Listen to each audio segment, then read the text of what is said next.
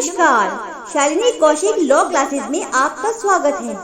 आज हम आपको बताने जा रहे हैं शिनाख्त या पहचान परेड के बारे में और इसके साथ ही यह बताने जा रहे हैं कि किस तरह से लोकल मीडिया ने शिनाख्त या पहचान परेड की कानूनी कार्रवाई को ध्वस्त कर दिया है। आपराधिक कानूनी प्रक्रिया का एक महत्वपूर्ण चरण है शिनाख्त या पहचान परेड। पहचान परेड का उपयोग गवाह की ईमानदारी और अज्ञात लोगों को पहचानने की क्षमता का आकलन करने के लिए किया जाता है। पहचान परेड का पुष्टिकरण या मूल मूल्य निर्विवाद है और पर्याप्त साक्ष्य या मुख्य साक्ष्य के रूप में इसका उपयोग खारिज कर दिया गया है। सबूत के तौर पर पहचान परीक्षण पूरी तरह से पुष्टि करने वाला और गौण है।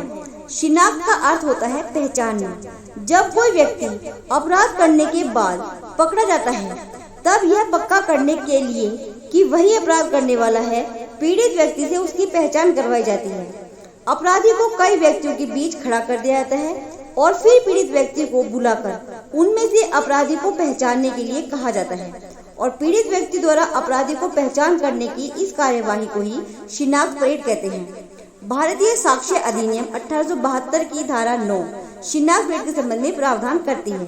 धारा 9 अब भारतीय साक्ष्य अधिनियम 2023 में धारा 7 हो गई है, जिनमें शिनाख्त की कार्यवाही अभियुक्त की पहचान करने का एक महत्वपूर्ण ढंग माना गया है। कमल बनाम दिल्ली राज्य एनसीटी में माननीय न्यायमूर्ति BR गवई, न्यायमूर्ति Prashant Kumar Mishra, supreme court of India ने निर्णय में कहा कि यदि आरोपियों को पहले ही पुलिस स्टेशन में गवाहों के सामने पेश किया जा चुका है तो न्यायालय के समक्ष TIP की पवित्रता संदिग्ध है। रामकृष्ण बनाम बॉम्बे स्टेट AIR 1955 SC 104 के मामले में यह स्थापित किया गया था कि किसी अपराध की जांच के दौरान पुलिस को पहचान परेड करवानी होती है।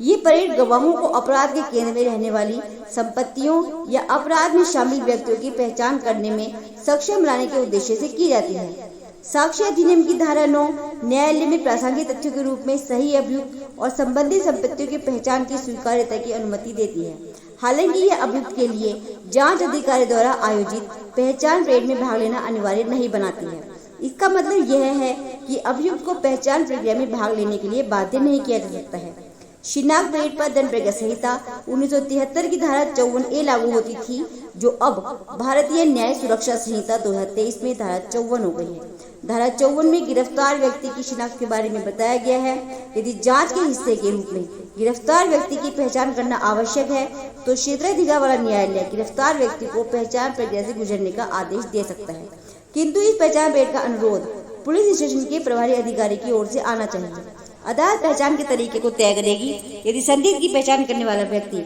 मानसिक या शारीरिक रूप से विकलांग है तो शिनाख्त करने की ऐसी प्रक्रिया न्यायिक मजिस्ट्रेट के पर्यवेक्षण के अधीन होगी, जो यह सुनिश्चित करने के लिए समुचित कदम उठाएगा कि उस व्यक्ति द्वारा गिरफ्तार किए गए व्यक्ति की उन पद्धतियों का प्रयोग करते हुए शिनाख्त की जाए जो उस व्यक्ति के लिए सुविधापूर्ण हो। इस पहचान प्रक्रिया को ऑडियो वीडियो साधनों का उपयोग करके रिकॉर्ड भी किया जाना चाहिए। भारत के सर्वोच्च न्यायालय ने पहचान परेड के संबंध में कई महत्वपूर्ण फैसले जारी किए हैं, जिनमें किशोर प्रभाकर सावंत बनाम महाराष्ट्र राज्य में सुप्रीम कोर्ट ने फैसला सुनाया कि जब आरोपी को अपराध स्थल पर रंगे हाथों पकड़ा जाता है तो पहचान परेड की कोई जरूरत नहीं होती। ऐसे मामलों में गिरफ्तारी की परिस्थितियां पर्याप्त सबूत प्रदान करती हैं, किंतु इसके साथ ही महाराष्ट्र राज्य बनाम सुरेश में सुप्रीम कोर्ट ने इस बात पर जोर दिया कि पहचान परेड मुख्य रूप से जांच के लाभ के लिए आयोजित की जाती है, न कि केवल अदालती उद्देश्यों के लिए। पहचान परेड आरोपी की पहचान स्थापित करने में सहायता करने के लिए एक उपकरण के रूप में कार्य करती है, किंतु वर्तमान में देखने में आ रहा है कि जब भी पुलिस द्वारा किसी भी अपराध के अपराधियों का खुलासा किया जाता है तो मीडिया द्वारा पुलिस के साथ उन सभी कथित अपराधियों के स्पष्ट फोटो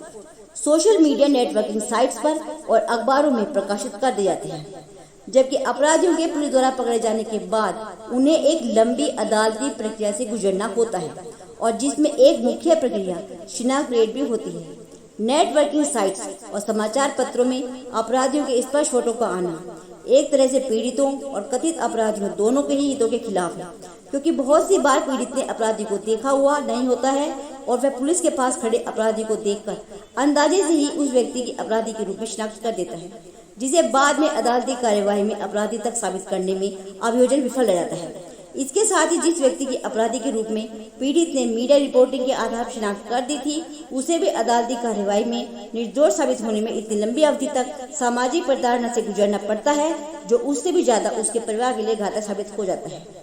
ऐसे में मीडिया चैनल पर पुलिस द्वारा अपराधियों के रूप में पकड़े गए व्यक्तियों के स्पष्ट फोटो प्रकाशित किए जाने पर रोक लगाई जानी चाहिए, क्योंकि ये न केवल अदालती कार्रवाई को बाधित कर रहे हैं, बल्कि कुछ निर्दोष लोग जिंदगी में अपने चैनल की रेटिंग बढ़ाने या समाचार पत्र की बिक्री बढ़ाने के लिए जहर घोल रहे हैं।